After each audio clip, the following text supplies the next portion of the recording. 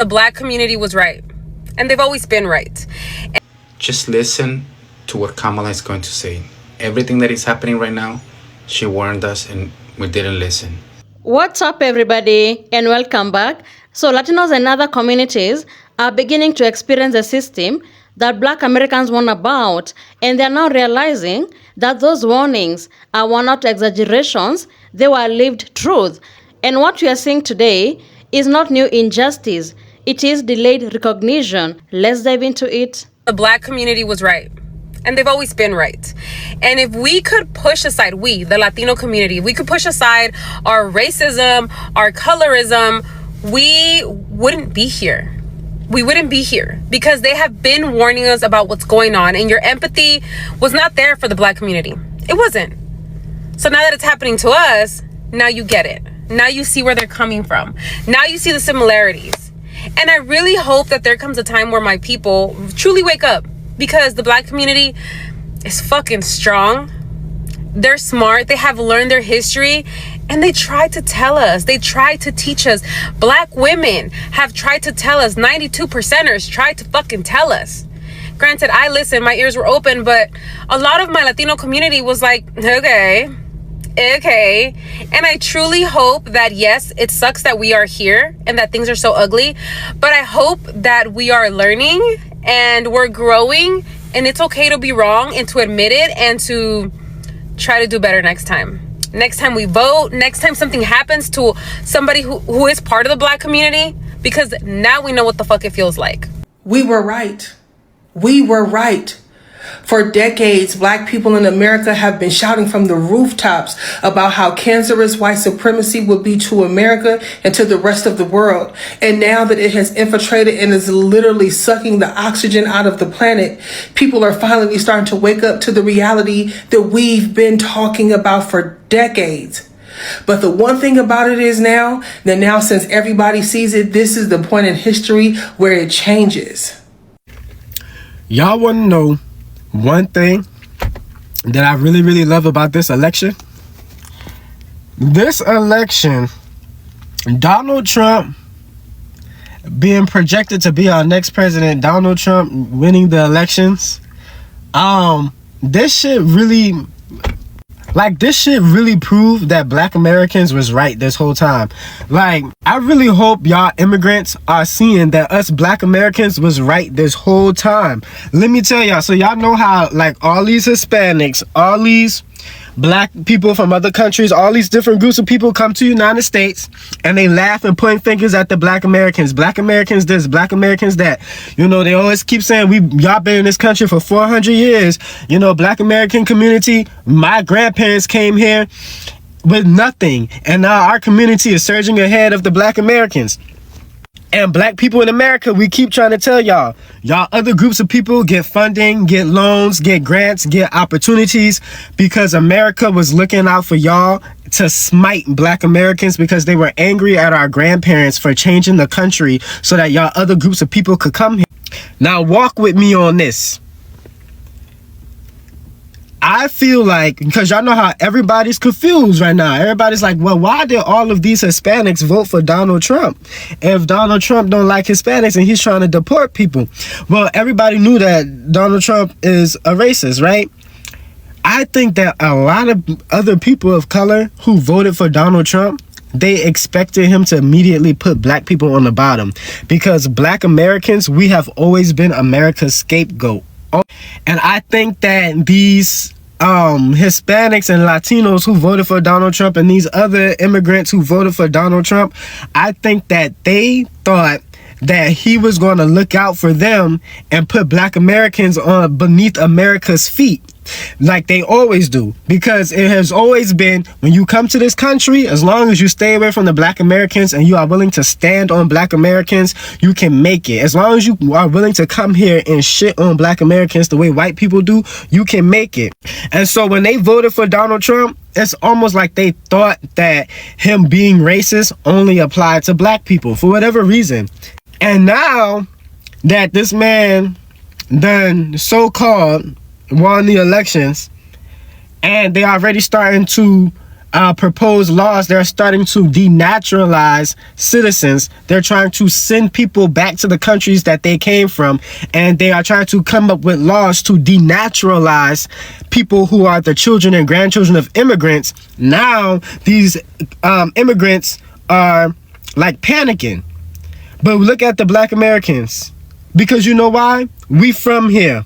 We was not immigrants. We from here. And we've been trying to tell y'all this whole time. This country don't give a fuck about y'all. This country don't like y'all. This country don't give a damn about y'all. They only looked out for y'all so that they could keep us divided. A lot of people don't know that when other groups of people first immigrated to the United States, when the Black nationalist movement was going on, a lot of immigrants were a part of the Black nationalist movement, non-Black immigrants. And like now, it's like all this division going on where other groups of people don't want to be associated with African Americans. Now they're coming up with these laws to denaturalize people. And now these same immigrants who thought that they could spend the rest of their time in this country standing on Black people's backs, they're at threat of being sent back to the countries that they came from, or being sent back to countries that they never been to because they were born here. And look at us African Americans. We sitting here watching y'all look stupid. Once again, Black Americans, Black people, we almost saved y'all asses, just like our grandparents did. And y'all put y'all foot in y'all own mouth, and now y'all panicking because the president that y'all voted for don't fucking want y'all ass here. All the terrible things that are going on, sure. But I think I'm not the only one when I say that one of the things that aggravates me the most about everything that's going on is that I and so many other people like me were called insane, unreasonable, actually unhinged. When we were sounding the alarm bells and we were telling y'all that all of this shit was gonna happen. Seeing all the companies and news and media outlets finally wise up to what so many of us have been fucking screaming for so long is not comforting. It's not comforting because we were trying to tell y'all that this shit was happening and our word wasn't good enough. We were telling you from experience that the engine you were putting in your car was bad, but you said, fuck it, I'ma do it anyway. Now you're upset because the car broke down and nobody wants to fucking buy it. Learning about the news outlets and companies that are like finally on board with like, hey, this guy really fucking sucks.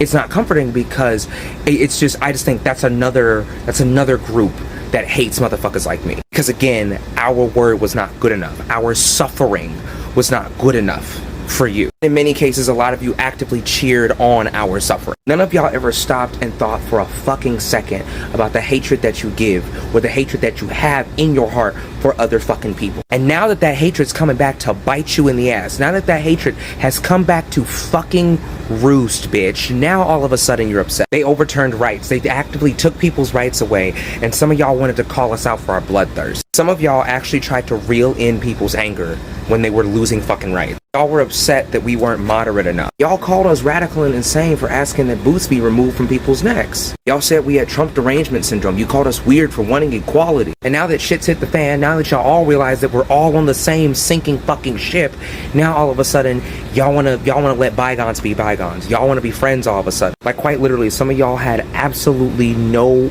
empathy. Some of y'all had nothing but the leather on the bottom of your boot to give to other people. And now all of a sudden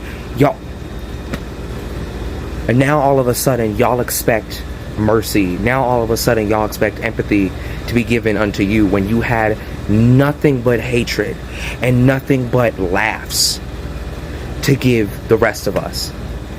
And I'm supposed to be looked at as a bad or weird or antisocial person because I don't give a shit that people who never gave a shit about me are all of a sudden crying and upset. We wanted boots off people's necks and y'all called us groomers. You wrote laws against us. You advocated for us to be criminalized. Now y'all are shocked that the cocktail that we said was going to turn out to be a disaster if you fucking drank it. I see a lot of non-black people on social media apps now saying that black women were right.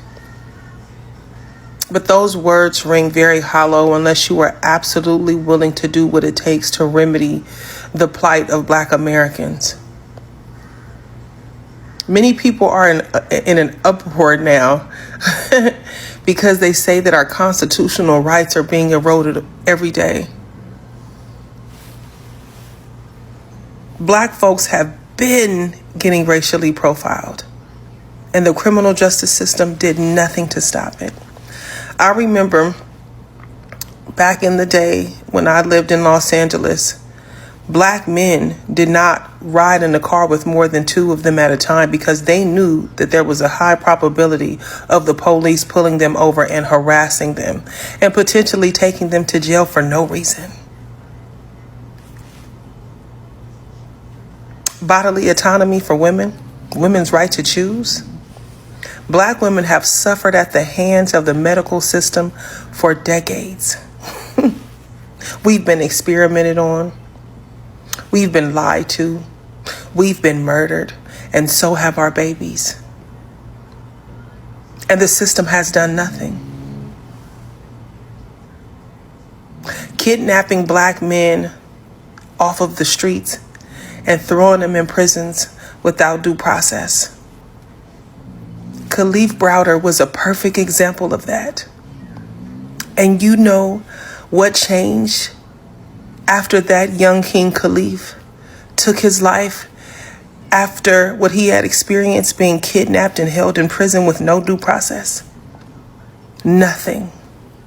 Nothing within the system changed. So unless you all are ready to put those signs down and stop writing and getting these permits for these performative protests that are doing absolutely nothing, unless you are willing to really vote for legislation that is going to remedy the plight of black folks in America, you will never see meaningful change. Because until this country does right by us, it will never rest. But we are under invasion from within. We're stopping it very quickly. Just listen to what Kamala is going to say. Everything that is happening right now, she warned us and we didn't listen. The consequences of him ever getting his foot back in the Oval Office are brutally serious. Brutally serious. So Donald Trump, right? That's why we're here together, and we're here because we know we got work to do still. Donald Trump will give billionaires and corporations massive tax cuts. It's happening. He will cut Social Security and Medicare. It's He happening. will target and punish those who disagree with him or refuse to bend to his will. He calls these Americans the enemy within and says that he would use the American military to go after American citizens. Everything is happening. Journalists whose stories he doesn't like. Nonpartisan election officials who refuse to cheat by finding a few extra votes for him. Judges who insist on following the law instead of following him. It is for reasons like these that General Mark Milley, the former chairman of the Joint Chiefs of Staff, Donald Trump's top general, has called Trump, and I quote, fascist to the core. And it is clear Donald Trump is increasingly unstable and unhinged and will stop at nothing to claim unchecked power for him. Now, Randy, what'd you just say? I said you were right about Trump. What was I right about Trump about? What? Explain. Everything. Okay, I need to hear more. Like everything. Like get rid of my peoples. Wars about to start. What else? Actually, none of the things you talked about, but some even worse. What are some of the things I talked about? Women's rights. You didn't really care about that, though, right? Women's rights weren't important, but when they start messing with your money and sending your people. I see. It's because black people, y'all cry too much. Y'all complain too much. You're victims. Here's the thing. That crying, that complaining is what caused black people to fight. If it weren't for black people put in prison for fighting and getting murked a lot of times, if it weren't for that, a lot of minorities in this country wouldn't have these systemic opportunities that we do today. the irony that I see when I see Mexicans or Mexican Americans tell black people that y'all cry too much, y'all complain, y'all just victims. But it is that crying and that complaining what caused y'all to fight for all of us. For all of us. Literally, we Mexican, and I speak for myself, we're so prideful that we choose to be quiet a lot of times as we're being systemically mistreated and we face systemic inequalities. And due to that is why we as Mexican people are so behind. It's so behind, and we get mistreated so much in this country because we don't complain. We don't cry. We are just bullied around, being pushed around by everybody, as opposed to black people who said, nah, we're gonna fight. And that sacrifice while fighting has enabled all minorities, not just Mexicans, Asians, Indians, everybody in this country benefits from the civil rights movements that was fought by black people. So my personal opinion in regards to black people always complaining, black people always crying, we need to stop identifying that as crying and complaining and really call it, we're tired of systemic inequality, systemic oppression, and we are going to finally stand up and change things. That is what a lot of Mexican people can't see. We call that crying, but the reality is that the reason why we are in the conditions that we are is because we don't cry enough. What's happening right now, it is not a sudden collapse of America. It is a predictable result of long-standing systems that black Americans have been forced to survive for generations. Black Americans, they have lived through police violence, economic exclusion, medical neglect, educational inequality, mass incarceration, and the normalization of black deaths in the streets. So these were not hidden problems, They were visible, they were documented, they were protested and cried out for decades. And yet, when black Americans raised the alarm, many other minority groups, they chose silence or even distance. Some believe that aligning to whiteness would protect them, Some believes that if they worked hard enough, stayed quiet, or even proved themselves different, the system would save them. But that's not the case. Others believed that black Americans were simply complaining, but that reality is collapsing under new reality. What Latinos and other immigrants are experiencing today is what black Americans have been feeling for a very long time. The difference is not severity, the difference is timing. So black Americans were not wrong. They were early, and when you're early in America, often means being ignored. But recognition alone is not enough.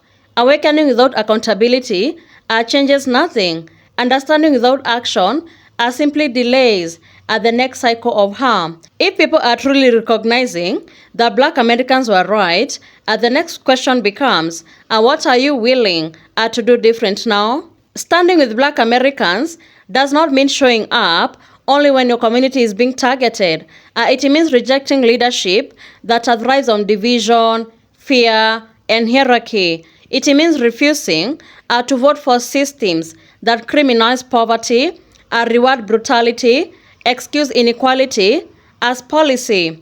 It also means confronting uncomfortable truth that proximity to whiteness did not offer any protection, and ignoring black pain did not make the system fair. It only made it bolder. So black Americans have always understood something crucial. If injustice is allowed to exist for one group, it becomes a blueprint of how power will eventually treat everybody else. And that's not bitterness, that's a historical fact. And yet, despite all of this, black Americans are still expected to lead every movement, to save every democracy, and still expected to protest, march, to vote, and to sacrifice, even without a reciprocal solidarity. So when black Americans choose to draw boundaries, that's not apathy. That is wisdom and through survival. So if unity is truly the goal, then it must be built on respect, not convenience. Thank you so much for tuning in. Be sure to like, subscribe, and share. Have a good one. I'll see you in the next video.